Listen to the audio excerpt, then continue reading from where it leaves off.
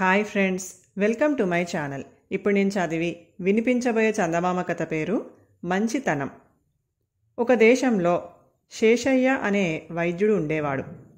మూలికా వైద్యంతో అతను ఎలాంటి గడ్డు రోగాలను అయినా నయం చేసేవాడు.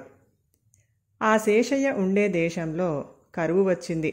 అందుచేత అతను పొరుగు దేశం వలస వచ్చి ఒక జమీందారు గ్రామంలో చేరాడు. శేషయ్య ఒంటరిగాడు. అతను సుఖంగా జీవించటానికి పెద్ద సంపాదన అవసరం లేదు. అతని హస్తవాసి త్వరలోనే ప్రసిద్ధికి వచ్చింది. పక్షవాతం లగాయత్తు పాము కాటు వరకు ఎలాంటి రోగాన్ని అయినా నయం చేసేవాడు. పేదవాళ్ల దగ్గర డబ్బు తీసుకునేవాడు కాదు. అందుచేత శేషయ్య పేరు ఆ చుట్టుపక్కల మారుమోగిపోయింది. అందరూ అతన్ని దేవుణ్ణి చూసినట్టు చూసేవారు. శేషయ్య అతి స్వల్పకాలంలో సంపాదించుకున్న అఖండ కీర్తి చూసి ఆ ఊరి జమీందారుకు ఈర్ష్య పుట్టుకొచ్చింది. ఈ శేషయ్య వచ్చే వరకు ఆ ప్రాంతాల వారికి జమీందారే దేవుడు. ప్రజలు ప్రతిదానికి ఆయన పేరే తలుచుకునేవాళ్ళు. కానీ ఇప్పుడు శేషయ్య పేరు ముందు జమీందారు పేరు తుడిచిపెట్టుకుపోయింది. ముఖ్యంగా పేద రైతులకు జమీందారు ఏనాడు ఎలాంటి సహాయము చెయ్యలేదు. కానీ శేషయ్య పేరు చెరిపేయటం ఎలాగో జమీందారుకు తోచలేదు. అతన్ని ఊరు నుంచి వెళ్ళగొట్టాలి, లేదా అతను వైద్యం చెయ్యకుండా చెయ్యాలి. మొదటిది తన చేతిలో పనే గాని తనకు అపఖ్యాతి చుట్టుకుంటుంది. రెండోది చాలా కష్టంతో కూడిన పని, దానికి సమయం కలిసి రావాలి. ఒకరోజు జమీందారుకు శేషయ్య సంచికట్టు చేత పట్టుకొని పోతూ కనిపించాడు. ఎక్కడికి శేషయ్య అని జమీందారు అడిగాడు. పక్క గ్రామం వాళ్ళు వైద్యానికి పిలిచారండి, మళ్ళీ రేపు తిరిగి వస్తాను అని చెప్పి శేషయ్య వెళ్ళిపోయాడు. శేషయ్య వైద్యం చెయ్యకుండా చెయ్యటానికి జమీందారుకు మంచి అవకాశం దొరికింది. ఆ రాత్రి జమీందారు తన నౌకర్ల చేత శేషయ్య ఇంటికి కన్నం వేయించి, శేషయ్య మందు సీసాలన్నీ పగలగొట్టించి, మందులన్నీ చెత్త కుప్పలో పారేయించి, ఆయన దాచుకున్న మూలికల కట్టలన్నీ తగలబెట్టించేశాడు.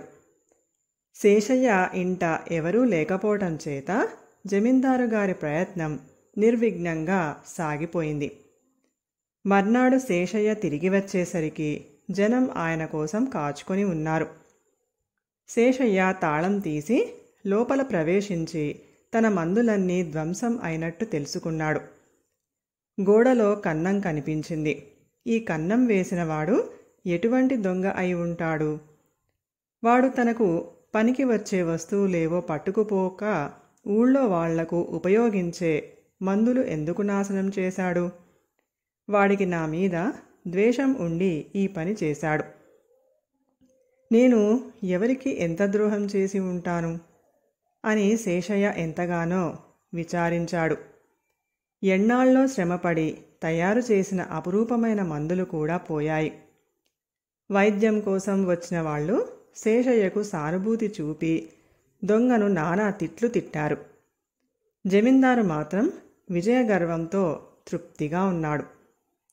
ఇంతలో జమీందారు కూలీలు జమీందారు కొడుకును మోసుకొని వస్తూ, బాబుగారు, అబ్బాయి గారిని పొలంలో ఏదో విషపు పురుగు కరిచింది, స్పృహ తప్పి పడిపోయారు, చాలా ప్రమాదం బాబు అన్నారు.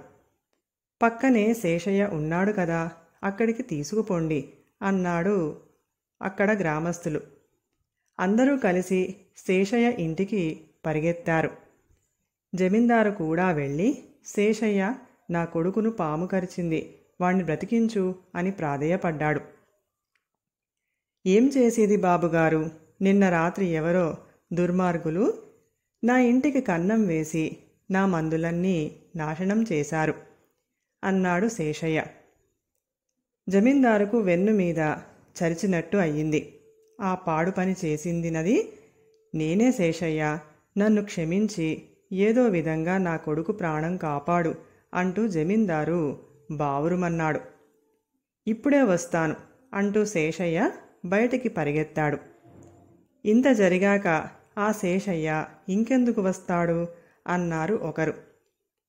నా కొడుకును నా చేతులారా చంపుకున్నాను అని జమీందారు ఏడవసాగాడు. కాని శేషయ్య కొద్దిసేపట్లో ఏవో మూలికలతో తిరిగి వచ్చాడు. అతను ఆ మూలికలు గబగబా నూరి పసరు పిండి దాన్ని జమీందారు కొడుకు ముక్కుల్లోనూ కళ్ళల్లోనూ పోశాడు. చాలాసేపటికి జమీందారు కొడుకు కదిలాడు. తర్వాత కొద్దిసేపట్లోనే వాడు లేచి కూర్చున్నాడు. అందరికీ ఎప్పటిలాగా తిరిగి ఊపిరి ఆడసాగింది. తర్వాత జమీందారు తన బుద్ధి పూర్తిగా మార్చుకొని శేషయ్యకు పరిహారం కింద బోలెడు అంత డబ్బు ఇవ్వటమే కాక మందులు చేయటానికి తన మనుషులను సహాయం ఇచ్చి అన్ని విధాలా సహాయపడ్డాడు. శేషయ్య ఆ గ్రామంలో స్థిర నివాసం ఏర్పాటు చేసుకొని పెళ్లి చేసుకొని ఒక ఇంటివాడు అయ్యాడు. శేషయ్య కారణంగా జమీందారు కూడా మంచివాడయ్యాడని అందరూ అనుకున్నారు. కథ సమాప్తం.